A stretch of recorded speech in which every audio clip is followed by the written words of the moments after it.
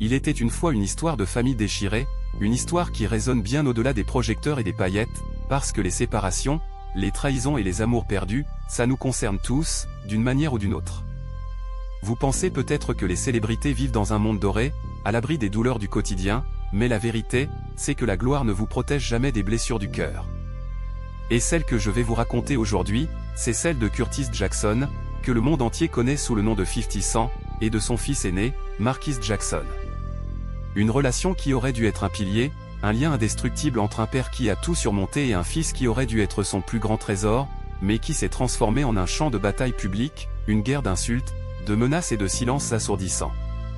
Alors installez-vous confortablement, parce que derrière les tubes et les tatouages, il y a une tragédie humaine qui vous prendra aux tripes. Pour comprendre cette histoire, il faut d'abord remonter à la source, à l'enfance même de Curtis. Lui qui est devenu le symbole du rappeur intouchable, l'homme qui a survécu à 9 balles et bâti un empire, il n'a jamais eu de modèle paternel.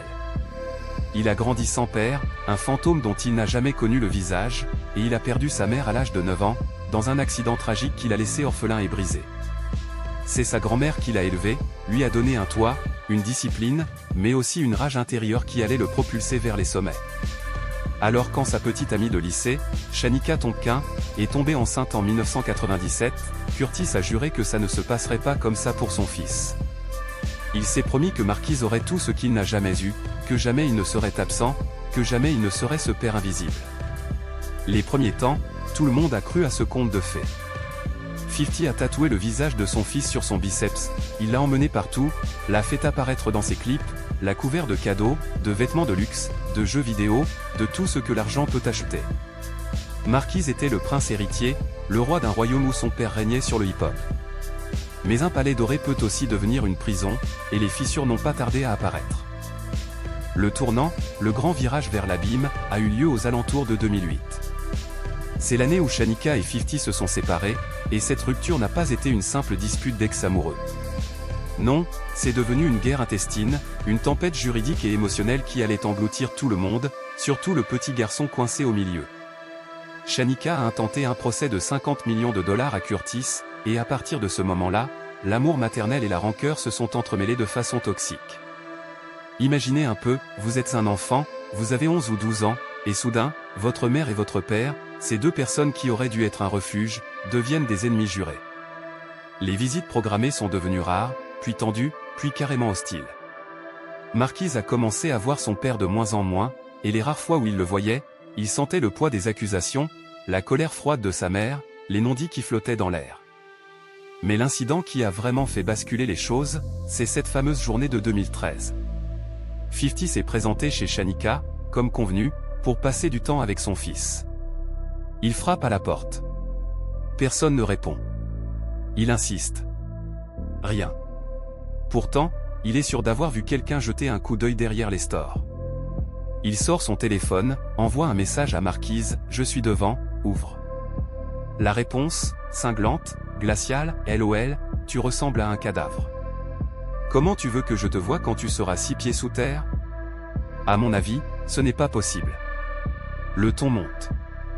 Les insultes fusent. 50 messages d'une violence inouïe, des « va te faire » à répétition. Et puis, soudain, une phrase étrange, « Je suis peut-être bête, mais arrête-toi et dis bonjour à ton fils. » Sur le moment, 50 a cru que son fils le narguait. Mais la vérité, qui a éclaté plus tard, était encore plus dévastatrice. Ce n'était pas Marquis qui écrivait. C'était Shanika, assise à côté de lui, qui imitait sa voix, qui utilisait son téléphone pour nourrir la haine.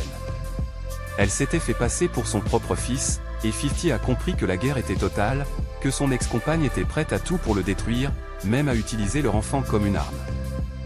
À partir de là, chaque geste, chaque mot, chaque publication sur les réseaux sociaux est devenue une grenade dégoupillée. 50 a construit une nouvelle vie. Il a eu un autre fils, Cyr, avec sa compagne Daphne Joy, et les fans ont tout de suite remarqué la différence. Curtis postait des photos de son cadet tous les jours, il s'en vantait comme d'un trophée, il racontait ses exploits, ses sourires, ses premiers pas. Mais de Marquise, rien. Silence radio. Pas une photo, pas une mention, comme s'il n'existait pas. Certains ont parlé de racisme, parce que la mère de Cyr est blanche et que Marquise est noire, mais ce n'est pas aussi simple. La vérité, c'est que 50 a ressenti la trahison de Shanika comme une blessure mortelle, et il a transféré toute cette colère sur Marquise, le symbole vivant de cette trahison. Quand on lui a demandé pourquoi il ne voyait plus son fils aîné, il a répondu d'un ton acide, « C'est l'enfant de sa mère maintenant ». Et il a ajouté, comme pour justifier son abandon, « Je lui ai envoyé plus d'1 million de dollars ». Il a fréquenté les meilleures écoles, il a eu tout ce qu'il voulait. Maintenant, il ne lui reste que 18 mois de pension alimentaire, et après, la vie réelle va le frapper en pleine figure. Mais est-ce que l'argent peut remplacer un père? Est-ce que payer des factures, c'est la même chose que d'être présent aux matchs de foot, aux remises de diplômes, aux anniversaires? Marquise, lui, n'a pas hésité à répondre. Il a sorti une chanson, Différent, où il a craché sa douleur, expliqué que les insultes de son père l'avaient détruit, que l'absence était plus lourde que tous les chèques du monde. Il a parlé de l'impact émotionnel, des nuits à pleurer, de cette sensation d'être un déchet aux yeux de l'homme qu'il admirait le plus. Et 50, au lieu de tendre la main, a continué à nourrir le feu. Il a posté une image de son personnage dans la série Power, un gangster qui tue son propre fils, avec une légende glaçante, « Maintenant mon garçon, qu'est-ce que tu vas me dire? Tu me trahis parce que maman l'a dit ?» Marquise, terrifiée, a répondu publiquement, « Si quelque chose m'arrive, tout le monde sait que c'est lui. » Une menace implicite, un cri de peur qui a gelé le sang de ses abonnés. Mais le pire, le plus déchirant, c'est ce jour de 2020 où 50 a fait une story Instagram pour répondre aux gens qui lui demandaient sans cesse « Où est Marquise ?»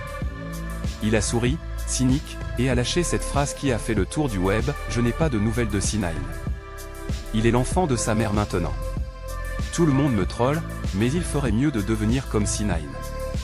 Je le prendrai pour fils avant de prendre mon vrai fils biologique. » Comprenez-vous l'horreur de cette déclaration? Un père qui préfère un rappeur controversé, un inconnu, plutôt que son propre sang. Une douleur si profonde qu'elle dépasse l'entendement. Shanika, de son côté, n'a jamais cessé de contre-attaquer. Elle a raconté dans une interview comment, lors des funérailles de la grand-mère de 50, Marquise s'est approché du cercueil et a embrassé son père sur le front, un geste de réconciliation silencieuse, un pont fragile lancé au-dessus du vide. Mais 50, assis au premier rang avec sa nouvelle compagne, n'a pas répondu. Il est resté de marbre. Et Shanika, elle, a esquivé les questions sur les frais de scolarité, sur les invitations au diplôme, elle a dit qu'elle était habituée à un certain style de vie, qu'elle ne voulait pas revenir en arrière, mais elle n'a jamais nié le rôle qu'elle a joué dans cette guerre. Alors, qui est le vrai coupable? Est-ce 50, le père absent, blessé, rancunier, qui confond amour et argent, qui utilise son succès comme une épée pour punir son fils des fautes de sa mère? Est-ce Shanika, la mère toxique, qui a transformé son enfant en bouclier et en projectile, qui a soufflé sur les braises de la haine pour se venger d'un homme qui l'a quitté? Ou est-ce Marquise, coincé entre deux feux, un jeune homme qui n'a jamais demandé à être le champ de bataille de ses parents, qui cherche désespérément une identité en dehors de l'ombre écrasante de son père? Le temps passe, les années s'écoulent, et la plaie reste ouverte. Marquise a grandi, il essaie de faire sa propre musique, de tracer sa propre route, mais à chaque pas, il doit affronter le fantôme de Curtis. Les réseaux sociaux s'enflamment, les haters commentent, les fans prennent parti, et au milieu de tout ce bruit, il n'y a qu'un garçon qui voulait juste être aimé. Une chose est sûre, c'est que cette histoire n'est pas finie. Le destin aime les retournements, et qui sait ce que demain nous réserve. Peut-être qu'un jour, Curtis réalisera que l'orgueil ne vaut pas la peine de perdre un fils. Peut-être que Marquise trouvera la force de pardonner, malgré les cicatrices. Ou peut-être que ce gouffre continuera à s'agrandir, emportant avec lui les dernières chances de rédemption.